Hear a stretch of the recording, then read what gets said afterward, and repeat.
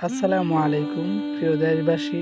ভিডিওটা হলো বিবাহিত জীবনে দুঃখ সুখ সব কিছুই সারপ্রাইজের মতো আসে। আপনার জীবনে যখন দুঃখগুলো আসবে একেবারে সারপ্রাইজের মতোই আসবে। আপনি ভাবতেও পারবেন না দুঃখগুলো কিভাবে এসে পড়ে আপনার সামনে, এবং কি সুখগুলো যেভাবে আপনার সামনে আসবে আপনি কল্পনা করতে পারবেন না যে আপনার জীবনে এত দ্রুত এত সুন্দর একটা সুখ শান্তি আল্লাহ আপনাকে দিবে।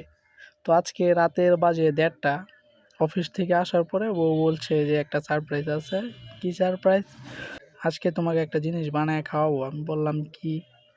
তারপরে রান্নাঘরে নিয়ে গেল, দেখি সে বাপা পিঠার আয়োজন করছে, সব কিছু অ্যারেঞ্জ করে রাখছে। এখন আমি আসতেই রান্না বান্না শুরু করছে। তো একটা করে করে বানায় দিতেছে, আমি খাইতেছি, ভালোই লাগতেছে। আর পিঠাগুলা খুবই ন্যাচারাল, নিজের হাতে বানানো, তো আমিও কিছুটা হেল্প করছি তাকে।